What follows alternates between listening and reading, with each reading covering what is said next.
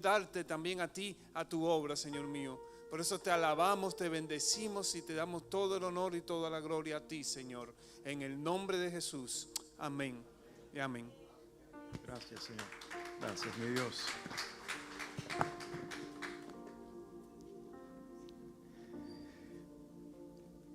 Como les dije cuando estábamos teniendo la adoración, hoy comenzamos a celebrar la última semana de la vida de Jesús antes de ir a la cruz. Hoy precisamente se le conoce como, en español, como el Domingo de Ramos.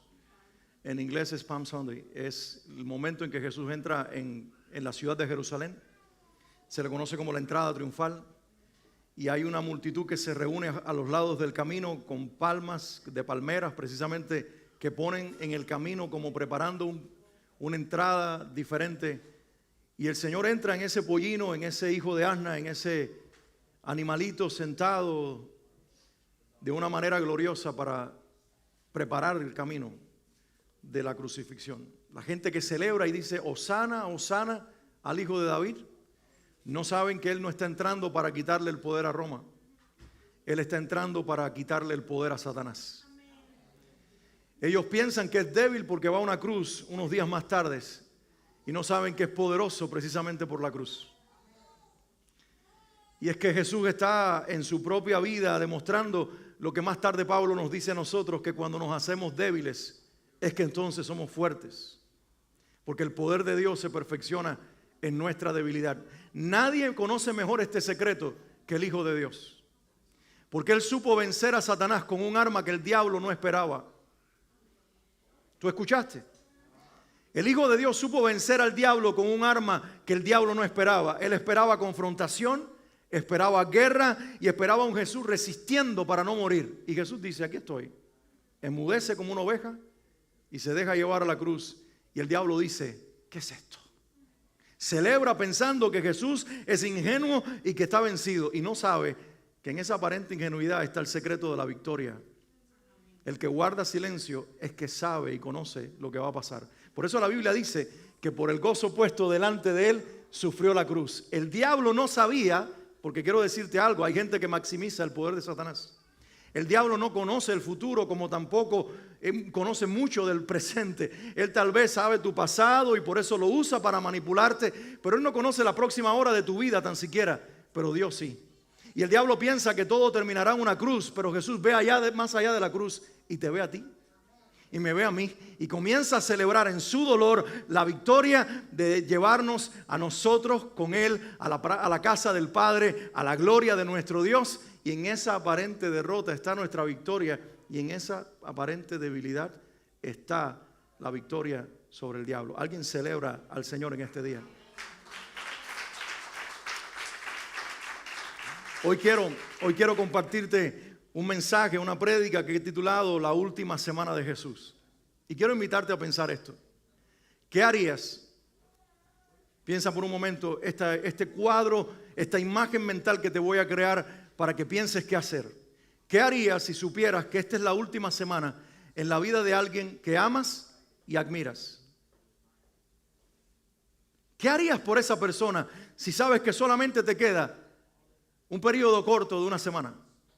¿Cómo lo tratarías? ¿Qué le ofrecerías? Piensa por un momento. Bueno, la Biblia nos dice y nos describe la última semana de Jesús. Y en esa última semana pasan cosas interesantes y se da una dinámica bien interesante, porque los discípulos llevan 3 años y medio con él, ustedes saben. 3 años y medio de conocerlo, 3 años y medio de intimar con él, de dormir a su lado, de comer con él, de verlo en todo el esplendor de la manifestación del Hijo de Dios. Pero los discípulos en esta última semana están perdidos, no saben qué está pasando. Es decir, ellos casi son ingenuos en no darse cuenta del momento en el que están. Ellos se quedaron con la gloria de Hosana de un domingo de palmas y no se dan cuenta de los próximos días lo que está pasando. La trama del complot para matar a Jesús, no se dan cuenta inclusive que Jesús les está diciendo casi directamente, y de hecho lo hace, voy a morir. Y los discípulos están perdidos. De hecho, insisten varias veces, no Señor, no Señor. Y Pedro, con esa valentía que lo caracterizaba, hasta que se vio entre la vida y la muerte, dice, no Señor, no te dejaré. Los discípulos están totalmente perdidos. Y por eso, como son tomados por sorpresa, cuando llega el momento en que Jesús es prendido, ellos lo que hacen es que en temor huyen, y en temor Pedro lo niega. Y uno de ellos, uno de los 12, lo va a negar por tan solo 30 monedas de plata. Sin embargo, quiero que pienses, y ahora vamos a entrar en lo que quiero dejarte en este día. Sin embargo, en esa semana aparecen personas que nunca antes habían sido mencionadas en la historia del Nuevo Testamento. Ninguno de los evangelios había mencionado a estas personas en ninguno de los relatos anteriores. 3 años y medio, casi 4 años de ministerio, y estas personas no aparecen en la historia. Solamente aparecen en la última semana y ocupan un lugar protagónico. Y esta es la noticia, que Dios siempre tiene un día para ti. Que Dios siempre te da una oportunidad, aunque parezca que es el último capítulo en la historia de tu salvación. Dios siempre te da una oportunidad que hagas algo con su hijo y hagas algo para su hijo. Yo quiero tomar 2 ejemplos de esa última semana, de estos protagonistas anónimos. Bueno, hay uno que se menciona su nombre. De estas personas que entraron en el último momento, que no eran discípulos reconocidos, que no tienen nombre de apóstoles en la historia, pero que sin embargo entran a la escena para hacer algo por Jesús, para Jesús y recibir de Él algo poderoso. El primer ejemplo que quiero usar es el del dueño de la casa. ¿Ustedes vieron cómo yo lo llamé? El dueño de la casa. El dueño de la casa puede ser cualquiera. De hecho, los evangelios están llenos de declaraciones donde mencionan al dueño de la casa. Y en esta ocasión se vuelve a usar esta expresión. Es un anónimo. En este caso no se menciona su nombre. Por alguna razón Dios quiere dejar fuera su nombre. A lo mejor podían delatar a este individuo, porque a lo mejor pertenecía a un círculo íntimo dentro del judaísmo. Pero vamos a revelar la identidad de esta persona. Y la Biblia dice en Lucas capítulo 22, 7 al 13, leo este pasaje, Lucas 22, 7 al 13, es el relato que quiero inicialmente compartir con ustedes. Dice, cuando llegó el día de la fiesta de los panes sin levadura, en que debía sacrificarse el cordero de la Pascua, Jesús envió a Pedro y a Juan diciéndoles, Fran, bájale un poco el volumen a mi micrófono. Gracias. Dice, cuando llegó el día de la fiesta de los panes sin levadura, en que debía sacrificarse el cordero de la Pascua, Jesús envió a Pedro y a Juan diciéndoles, vayan a hacer los preparativos para que comamos la Pascua. Y ellos le preguntaron, ¿dónde quieres que la preparemos? Miren, contestó él, al entrar ustedes en la ciudad, les saldrá al encuentro un hombre que lleva un cántaro de agua, una vasija con agua. Síganlo hasta la casa en que entre y díganle al dueño de la casa. El maestro pregunta, ¿dónde está la sala en la que voy a comer la Pascua con mis discípulos? Él les mostrará en la planta alta una sala amplia y amueblada. Preparen allí la cena. Ellos se fueron y encontraron todo tal como les había dicho Jesús. Así que prepararon la Pascua. Mira la escena, la última semana y encaja perfectamente en el calendario judío con la Pascua. ¿Recuerdan lo que la Pascua era? El Passover, como se conoce en inglés, y tal vez la expresión en inglés tiene más significado. Passover es la celebración de cuando Israel está en Egipto en la última semana y Dios manda al ángel de la muerte para matar los primogénitos. Y el ángel de la muerte, porque ve el símbolo de la sangre en el marco de la puerta de las casas de los judíos, él pasó de largo. Y entonces ahí ocurre un Passover. El ángel no toca esa casa porque está marcada con la sangre. ¿Recuerdan? Entonces durante épocas, durante siglos, Israel vino celebrando la Pascua sin saber que aquel evento en Egipto era tan solo un símbolo y una imagen profética de una Pascua verdadera que Dios iba a celebrar con nosotros cuando su Hijo, el verdadero Cordero que quita el pecado del mundo, sería el sacrificio que derramaría la sangre, no para marcar puertas ni marcos en las puertas físicos, sino corazones y vidas y darnos redención. Y el ángel de la muerte no nos pueda tocar jamás. ¿Me escuchaste? No, pues si la gente se muere. Sí, pero no estoy hablando de esa muerte. Estoy hablando de la muerte que significa separación eterna. Y en esa Pascua, Y durante esa semana, el Señor escoge que su hijo muera en la cruz. Y Él le dice a los discípulos que le preguntan, ¿dónde la celebraremos? Porque llegó la fecha y no tienen un lugar donde celebrar. Y Jesús dice, vayan a la ciudad y cuando vean a un hombre que trae una vasija, eso está interesante. Cuando vean a un hombre que tiene una vasija, síganlo. Y yo me imagino al hombre que ve a algunos hombres que lo están siguiendo y son desconocidos. ¿Ustedes se imaginan la escena? Que tú en Miami estás caminando con una vasija de agua y de momento vea que hay dos tipos raros caminando detrás de ti y que mientras más tú apuras el paso, eso es como para salir corriendo o para pelear. Esa es la escena. Y de momento llegan a una casa y el hombre dice, ¿están ahí? Y llama al dueño de la casa y le dice, los que me estaban siguiendo te buscan. Pero escucha esto, el diálogo que Jesús les propone. Cuando vean al dueño de la casa, le van a decir, el maestro me dice que el momento ha llegado y que vamos a tener la cena en tu casa. Y aquí es donde se hace interesante la historia y aquí es donde cobra valor la vida de este hombre. Cuando ellos le dicen, el maestro pregunta, ¿dónde está la sala en la que voy a comer la Pascua con mis discípulos? ¿No te da a entender como que este hombre sabía lo que iba a suceder? Entonces, cuando ellos usan la expresión, el maestro pregunta, como un buen judío, que este hombre nos da ciertas pistas en la historia de que si tenía una habitación grande que iba a preparar para que Jesús comiera, no era un hombre pobre, era un hombre de dinero. Si se identifica con la expresión el maestro, es porque guardaba el judaísmo y era un hombre religioso. Y si tenía dinero y era un hombre religioso, era un hombre influyente en el Israel de aquellos días y en la Jerusalén de aquel entonces. Posiblemente por eso su nombre queda anónimo en la historia y no lo menciona, porque este hombre influyente, rico, religioso, a lo mejor era parte del círculo íntimo del judaísmo de la época que era enemigo de Jesús. Mira la historia. Y Jesús le está proponiendo a una persona con ese pedigrí y con ese trasfondo que le prepare una habitación. Y esta persona va a responder afirmativamente porque el Señor no tiene estorbos para buscar de cualquier círculo, inclusive de los que más lo odian, a personas que le sirvan. Puede ser que algunos de nosotros nos identificamos. Los más ateos pueden estar en este lugar. Los más incrédulos o los más adoradores de otros dioses o los más religiosos en un sentido que no se identificaban con Jesús. Hoy estamos en este lugar declarando tú eres mi Dios porque Él no tuvo esa barrera ni ese estorbo de buscarte y de darte la oportunidad de que tú le ofrecieras algo. ¿Alguien puede adorar al Señor eso?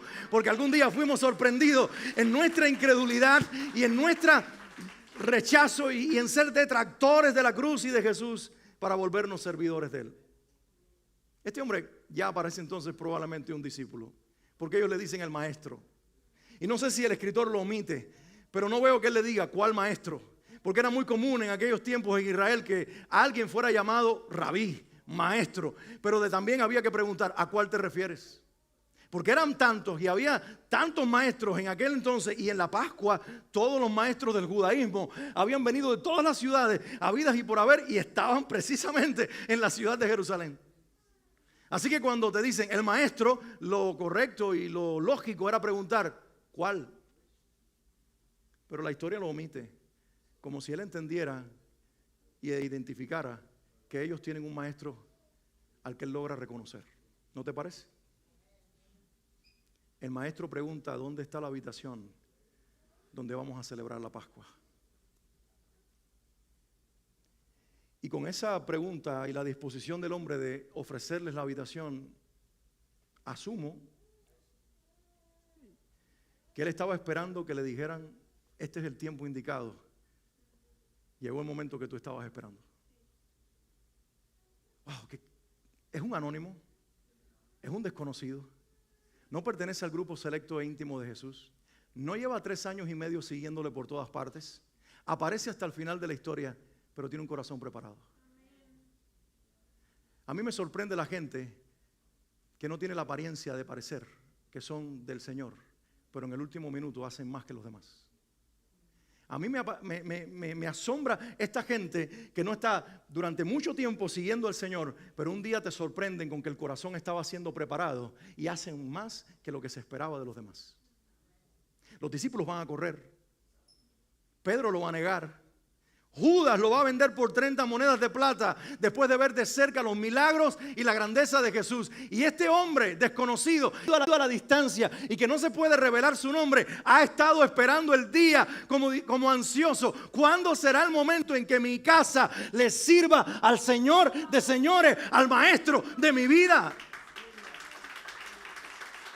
Y eso a mí me llena de alegría y me llena de esperanza de que Dios está preparando un encuentro con personas que no entran dentro de nuestra estructura mental, pero que en algún momento seremos sorprendidos cuando ellos le sirvan al Señor con lo que tienen. Y tú y yo esperábamos que nunca lo harían porque eran duros, porque eran ateos, porque eran incrédulos o porque estaban distantes. Pero para Dios no hay barreras. Para Dios no hay barreras. Hay gente con las cuales Dios está trabajando en secreto. Pero un día será público lo que está haciendo. Porque no nos iremos de esta tierra sin que se vea la obra del Señor en nuestra vida. Y este hombre, cuando se le propone, ¿qué ofreces? ¿Qué tienes para ofrecer? ¿Dónde está la habitación? Él ofreció lo que tenía. Yo creo que aquí está la primera exhortación del Señor para nosotros hoy.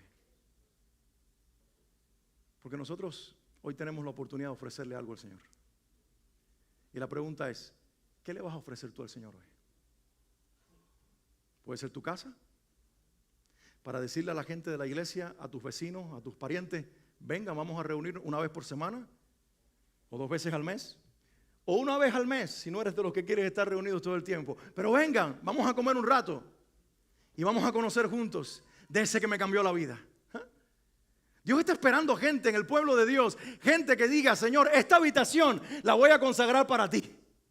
Aquí hemos tenido comidas familiares, aquí hemos visto la televisión, aquí hemos compartido en familia, aquí han pasado cosas buenas y cosas malas, aquí hemos reído y hemos llorado, pero ahora esta misma habitación que era tan natural, que no significaba nada para ti, se va a convertir en la habitación donde tú puedes entrar y llenar este ambiente y a las personas con tu mensaje, Señor Jesucristo. A lo mejor no es tu casa, no es tu habitación. ¿Qué tal tu carro? ¿Qué tal si eres un chofer de Uber? O por el contrario, te subes en el asiento trasero para que alguien te lleve a algún lugar y tienes la oportunidad de decir, Jesús, entra conmigo. Maneja conmigo este carro, sirve conmigo a estas personas, o sencillamente déjame entrar al carro de este chofer para inundar su ambiente con tu presencia. Donde tú estás, yo estaré. ¿Qué tal esa persona cuando vas al supermercado que te atiende? ¿Qué lugar le vas a ofrecer a Jesús? ¿Qué habitación, qué espacio, qué oportunidad? En esta semana del año, cuando la gente está sensible, seamos como el anónimo discípulo que nadie conoce, que no aparece en la historia hasta el final, pero cuando aparece, cambia todo, porque Él tiene una preciosa habitación preparada para el Señor. Y mira, la Biblia no nos lo dice. Parece ser que los discípulos preparan la comida. Aparentemente ellos tenían el presupuesto, pero yo me atrevo a especular pensando que el hombre puso de su propio dinero para ayudar o para contribuir completamente con lo que Jesús comería y sus discípulos en la última cena. Así que aún el pan y el vino que Él usó para representar su muerte, su sacrificio, su cuerpo y su sangre, a lo mejor le habían pertenecido a este hombre y la está poniendo a disposición del Señor para que algo poderoso suceda. Lo más simple y lo más natural que nosotros poseemos se puede convertir en el mejor instrumento de Dios para transformar un corazón. Las cosas mejores pueden pasar donde menos tú te lo imaginas. Por eso la Biblia dice que Dios no habita en templos hechos por hombres, porque Él puede llegar y llenar cualquier habitación, puede llegar y llenar una oficina de una empresa, puede llegar y llenar un supermercado donde tú estás, puede llenar el coche, el auto, el carro donde tú estás, puede llenar cualquier lugar si tú estás dispuesto a que la habitación donde Jesús se va a manifestar no es tanto el lugar físico, sino tu vida, y desde allí Él se revela a los demás. Mira, yo quiero que tú entiendas algo. Este hombre, y tengo un ejemplo más, por eso no quiero quedarme en él todo el tiempo, pero este hombre fue un privilegiado. Como también es un privilegiado todo el que tiene la oportunidad de ofrecerle algo al Señor. En lugar de resentirse y decir, ¿por qué yo? Sí, porque era un momento como para preocuparse, porque Jesús no es aplaudido por todos. Sí, lo aplaudieron cuando entró a Jerusalén. Sí, el Señor recibió Hosana, Hosana por un rato, pero a partir de ese momento todo cambió. Y en lugar de la gente estar aplaudiendo a Jesús, se retraían y se aislaban de él, porque los líderes religiosos habían sembrado el terror alrededor de la persona de Jesús, e identificarte con él significaría que tal vez terminaras como él iba a terminar. Es por eso que aún sus discípulos, cuando se dan cuenta de que hay persecución, hay prisión y posiblemente muerte, en lugar de decir vamos con él, corren. Y aún Pedro llega más lejos, se mete en el patio, pero cuando le dices tú eres uno de los que estaba con él, dice yo no. Porque en ese momento identificarse con Jesús era peligroso. Empiecen a pensar en las implicaciones que este hombre tuvo al tomar esta decisión. Porque Jesús era seguido todo el tiempo por admiradores y por detractores. Y cuando los discípulos caminaron a la casa de ese hombre para preparar la cena del Señor y pedirle una habitación, yo no creo que ellos caminaron solos.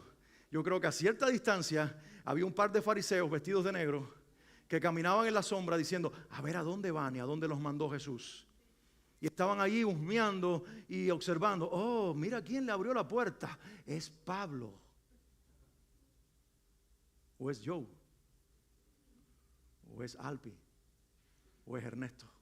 Porque en algún momento vas a ser tú el que vas a estar en la lista negativa de los que se identifican con Jesús. Y la pregunta es, ¿todavía le ofrecerás algo al Señor cuando ese ofrecimiento te ponga en una lista negra donde te marquen y posiblemente tu vida corra peligro o tengas inclusive la desgracia de que todos los privilegios que tienen te sean quitados porque te identificas con uno que el Estado y la religión no acepta? No sé si alguien puede decir amén a eso. No sé si alguien todavía puede decir, lo que tengo es tuyo, entra a mi casa, entra a mi carro, entra a mi vida, quiero darte a conocer, quiero compartirte, independientemente de que identificarme contigo me quite la popularidad y me ponga en desventaja. Porque este hombre entiende que independientemente de lo que va a perder, naturalmente, él es un privilegiado. Porque de qué le sirve al hombre ganar la vida a este mundo, ganar los reinos de esta tierra y perder su alma. Y aquí hay uno que dice, no importa riqueza, privilegio o estatus, lo puedo perder todo, es verdad, pero mi casa será la habitación donde el maestro celebre la última cena antes de ir a la cruz. Un privilegio arriesgarse. Hay hermanos nuestros en Medio Oriente que lo están haciendo. Hay gente sacrificando sus vidas en países donde es prohibida la fe, porque le dicen, no importa Jesús, ahora tú eres bienvenido en esta casa. Bendito el Señor. Entonces, si te animas a levantar tu mano y hacer una promesa en esta semana y decirle, Señor, todo lo que soy y todo lo que tengo, lo pongo al servicio tuyo. Ven a mi casa, ven a mi vida, quiero darte a conocer. Quiero que te sientas libre para hacer lo que quieres hacer conmigo y con lo que tengo. Bienvenido, Señor Jesucristo, a mi vida y a mi casa. En el nombre de Jesús, amén y amén. Si te animas a dar un aplauso.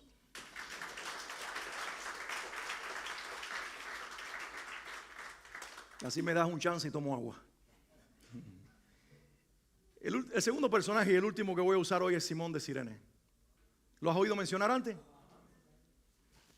¿Por qué se llama Simón de Cirene? Porque Cirene era una ciudad cerca de lo que hoy es Trípoli, Libia, la capital libia.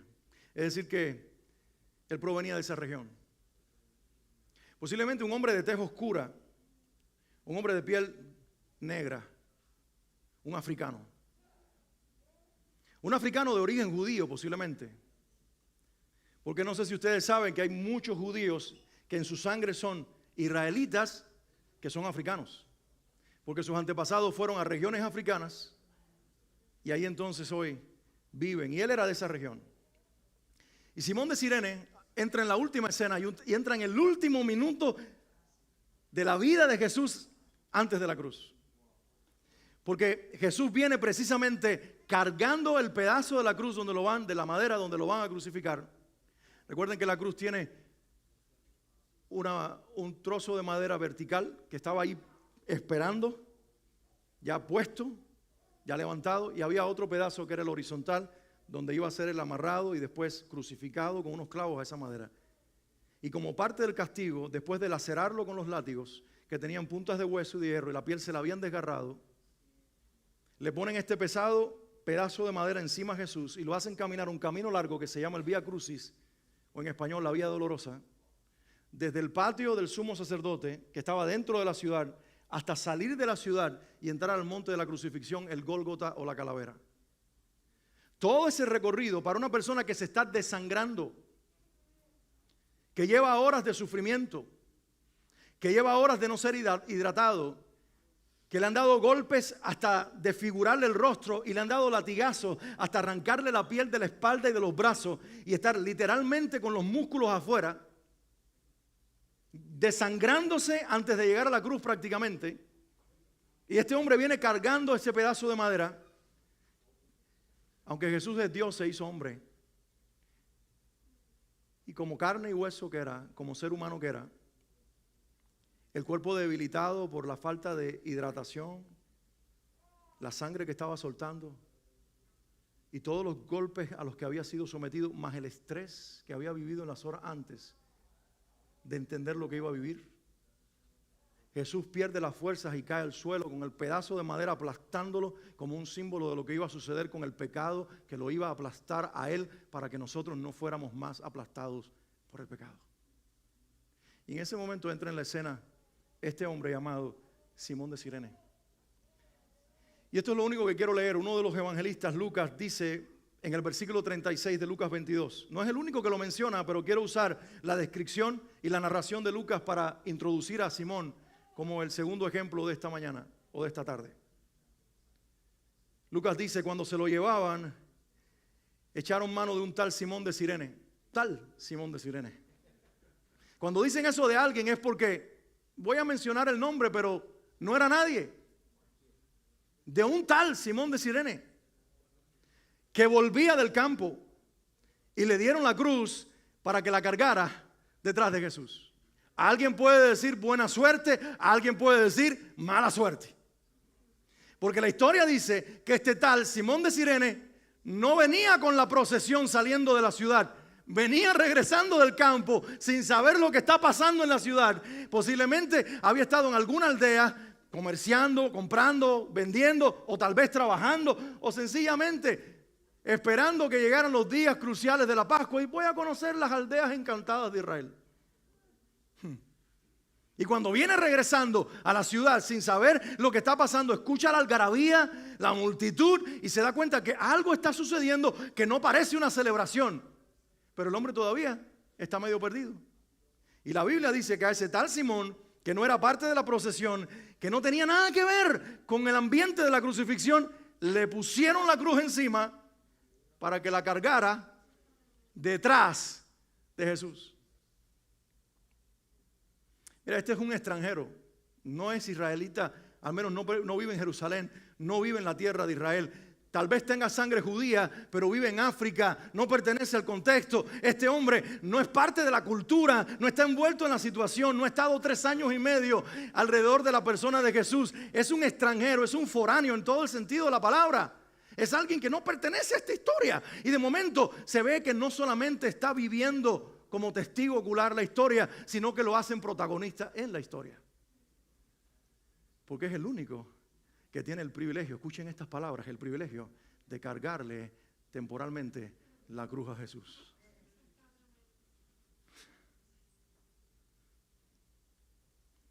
Este es un hombre que no tenía nada que ver con lo que está sucediendo. Y de momento tiene una cruz, o por lo menos parte de la cruz encima de él, el peso que cayó. Y aunque yo me lo imagino con una figura imponente. Me imagino un moreno de 6 pies fuerte. Que cuando lo ven dice, este es el tipo.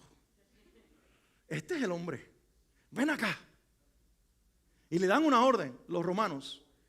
Y sin preguntarle, porque era ley romana, le ponen la madera encima y se la dejan caer con toda su fuerza. Y luego que él tiene que sostener la madera, le dice, ahora sigue a ese hombre. Y cuando tú tienes un trozo de madera encima, que tienes que llegar a un destino, y si tú tienes fuerza, Al menos yo lo haría así, saldría corriendo para llegar pronto y soltarlo. Pero ahora tienes que ir al paso de Jesús. Y Jesús está casi desmayado. Jesús está desangrando. Jesús no tiene fuerza para caminar. Los pasos tienen que ser lentos y los minutos tienen que ser desesperantes. Pero Dios usa esa circunstancia y esa realidad para ir tratando con el corazón de Simón de Cirene. Porque en esos minutos él va entendiendo que él no está cargando la cruz de Jesús, sino que Jesús está cargando la cruz de él. Porque Jesús había dicho, si alguno quiere ser mi discípulo, tome su cruz y sígame. Y es exactamente lo que Simón de Cirene está viviendo. Él está representándonos en lo natural a cada uno de nosotros. Él está cargando la cruz que es de él, no de Jesús.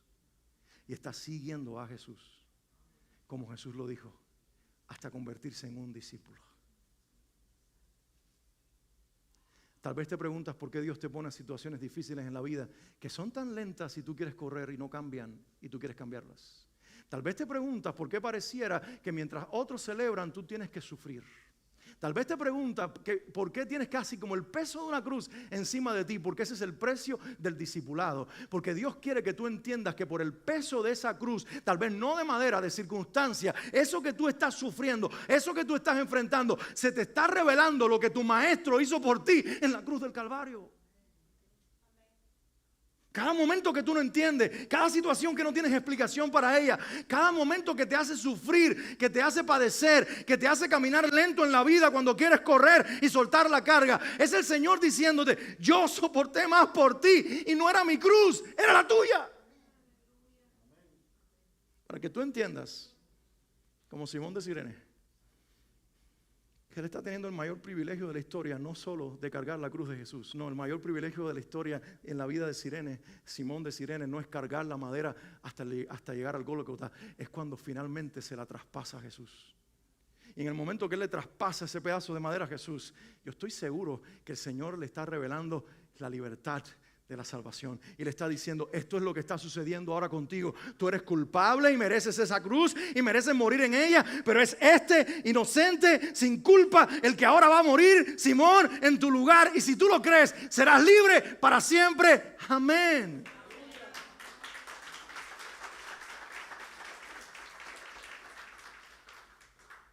Tú eres Simón hoy aquí. Hay una cruz sobre ti con la que estás peleando. Pero déjame decirte algo, te pertenece, no es del Señor, es tuya. Pero quiero darte una buena noticia, es temporal, la puedes soltar cuando decidas que alguien la cargó por ti y que ya puedes ser libre.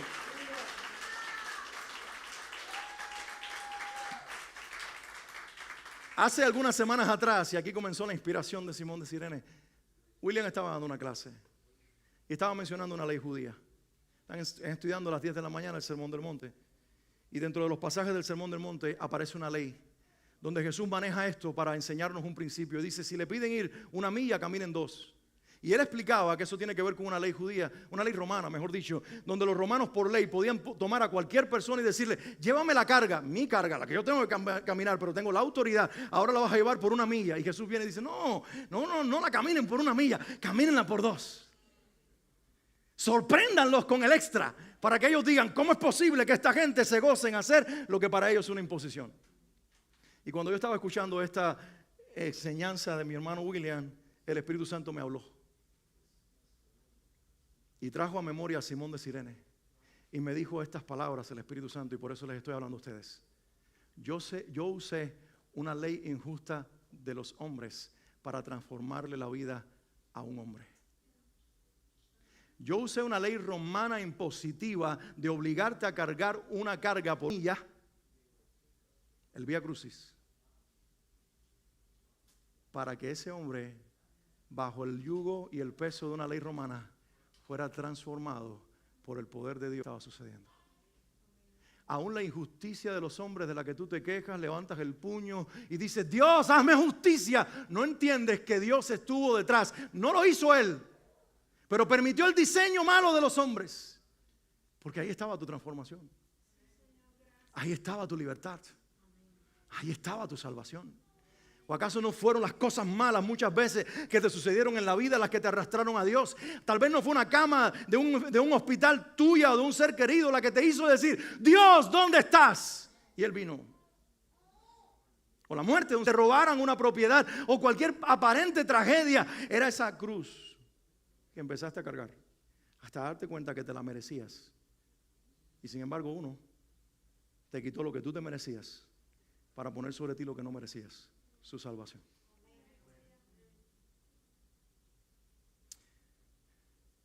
Hay indicios en la Biblia de que Simón de Cirene no fue el mismo a partir de ese momento. Por ejemplo, Marcos, contando el mismo suceso, nos da una pista histórica. Marcos 15, 21. Lo mismo que Lucas, pero Marcos añade algo. Dice, a uno que pasaba por allí, de vuelta del campo, un tal Simón de Cirene, una vez más la misma expresión, un tal Simón de Cirene.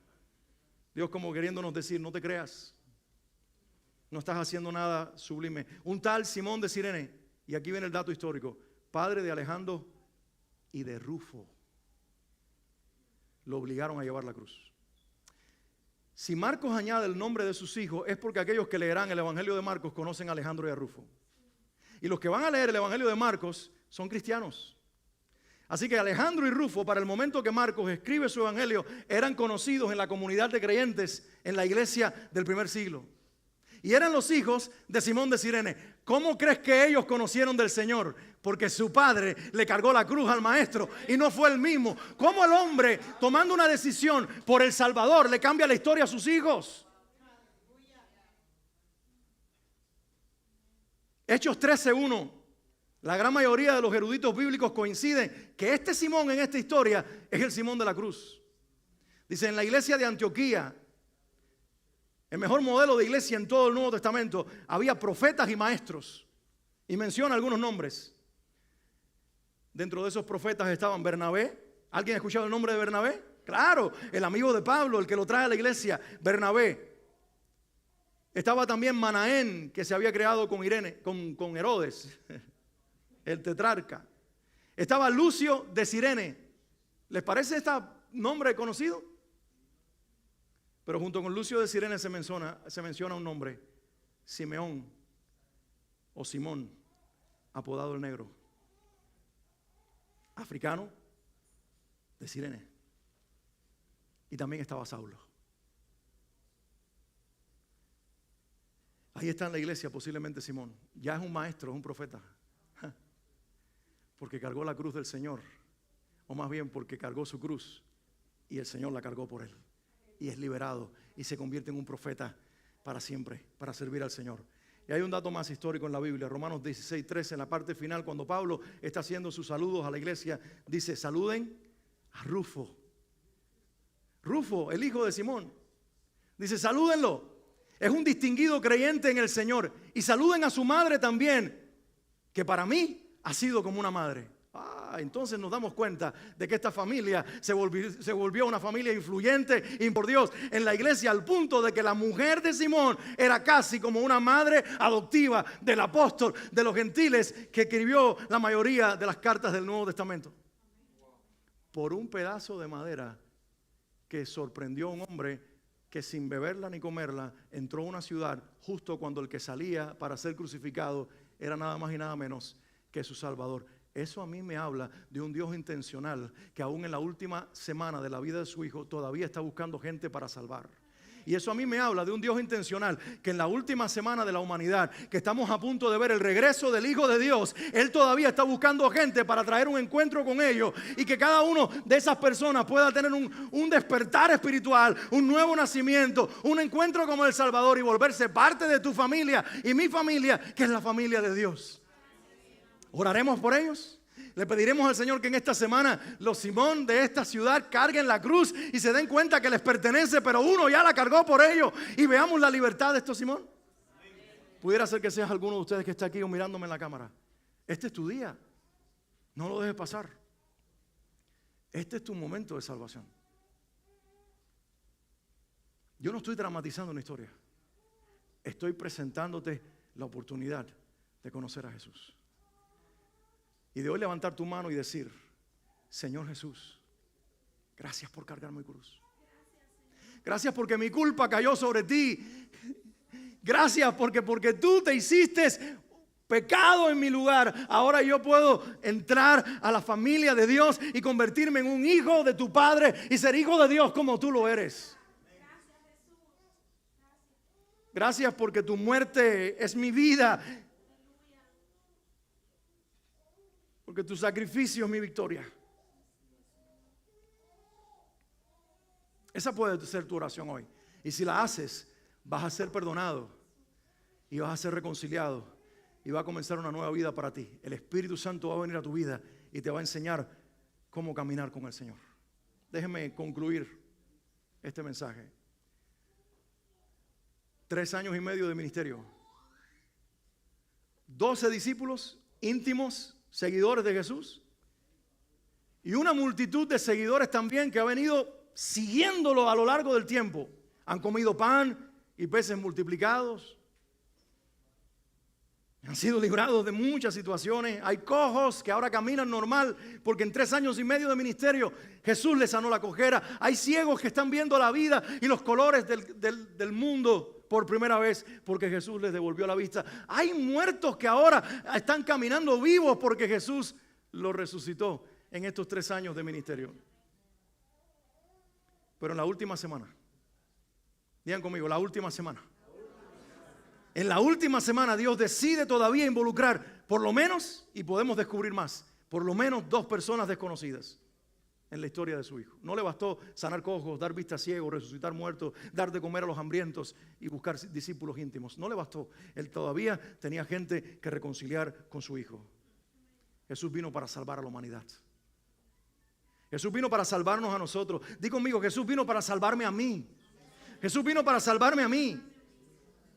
Y esa semana fue el momento ideal para ellos, para que lo pudieran conocer. Pero esta semana, este día y los que vienen por delante es el momento ideal para que tú lo puedas conocer, servir y vivir para Él y que Él, la vida de Él, se te impregne y te llene por el resto de tu existencia. Quiero que todos pensemos en este lugar que esta puede ser la última semana de la historia de la humanidad. Tal vez no 7 días, pero sí el último periodo antes de que aparezca el Hijo de Dios. Y Dios nos esté regalando un encuentro único con su Hijo Jesús. Te tengo una pregunta y te tengo que hacer una pregunta en el nombre del Señor. Creo que Él me pidió que te la hiciera. Y es esta. ¿Qué vas a hacer con esa oportunidad? ¿Vas a pasar de largo? ¿Vas a negar la oportunidad? ¿Vas a negarte a ella como hizo mucha gente en esa última semana? Que lo recibieron con un hosana el domingo, pero el viernes estaban diciendo, crucifíquenlo, crucifíquenlo, crucifíquenlo. Gente emocional que lo mismo alaba a Dios que lo niega. ¿Serás parte de ese grupo? ¿Serás un detractor que estará todo el tiempo negando que este es el Hijo de Dios? ¿O serás como el hombre de la casa? Toma todo lo que tengo. He estado esperando este momento. Entra a esta habitación. Entra a lo que tengo. Aquí está mi casa. Aquí está mi vida. He preparado un lugar para ti. Señor, a tus anchas, haz en este lugar y en mi vida lo que tengas que hacer. Serás como Simón de Cirene, que carga una cruz para ser liberado de ella. No solamente tú, sino tu familia. Cuando yo tenía 16 años, me di cuenta de que yo estaba cargando una cruz. No solamente de una enfermedad que me estaba cobrando la vida. Tenía una depresión profunda junto con la enfermedad. Me estaba comiendo la falta de propósito. Estaba hundido en mi propia existencia y no sabía qué hacer con ella. Y con ese peso de mi cruz personal, Jesús se encontró conmigo. Y a los 16 años, en una cama, postrado, le entregué mi vida a Jesús. Y no me voy a arrepentir de esa decisión.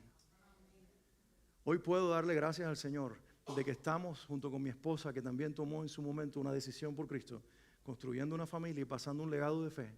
Y tal vez un día alguien diga, no Alejandro, no Rufo, el hijo de Simón, sino Michelle e Isaac, el hijo de Alex, o los hijos de Alex.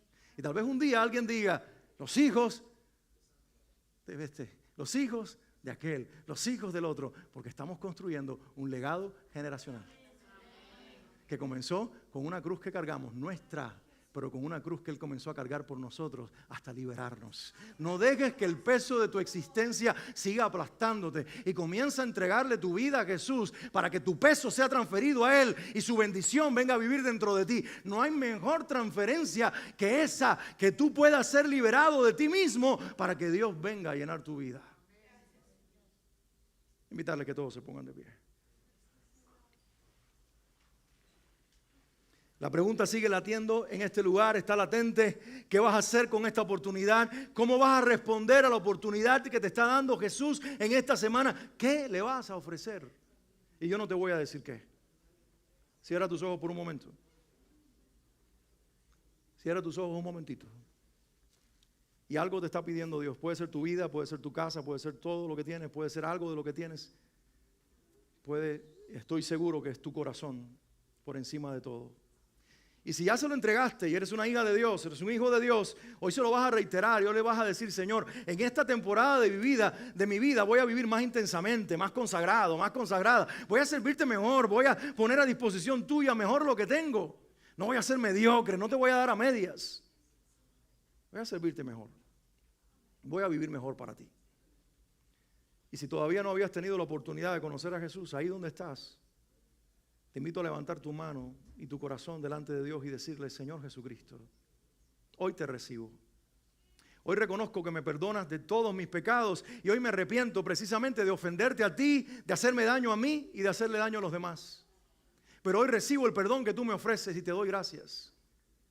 Y hoy te digo: ven a mi corazón, Señor Jesús. Lléname de tu vida. Dame tu salvación. Regálame la vida eterna. Quiero conocerte más. Camina a mi lado, Señor. Porque quiero amarte y ser amado por ti. Amén. ¿Alguno de ustedes hizo esa oración este día? Si lo hiciste allí mirándome en la cámara, escríbelo y podemos quizás tener contacto contigo. Si lo hiciste aquí, me encantaría ver tu mano levantada y darte bienvenida a la familia de Dios si nunca antes lo habías hecho. Si nunca antes lo habías hecho. Si eres de la casa y lo quieres reiterar también. Pero si alguien quiere decirle hoy: Jesús, mi vida está en tus manos, y lo has hecho, puedes hacerlo públicamente. Si eres un poco shy, un poco tímido, no te creas, yo también luché muchas veces con eso. Pero lo lindo es que a lo mejor tú no pasas y te expones públicamente, pero Jesús va a donde tú estás, hasta que tú te hagas público y hagas pública tu fe. Yo quiero que levantes tu mano, toda la iglesia levanta tu mano en este día. Y ofrécele algo a Jesús que sale de tu corazón. Algo personal. Si quieres hacerlo en silencio porque es íntimo, quieres hacerlo público, diciéndolo, gritándolo en este lugar, también tienes toda la libertad. Pero lo más importante es que salga de tu corazón y le digas: Señor, aquí está lo que te ofrezco. ¿Qué tal si empezamos por nuestra propia vida? No quiero correr de ti, Señor, quiero correr a ti. No quiero darte la espalda, quiero vivir de frente a ti.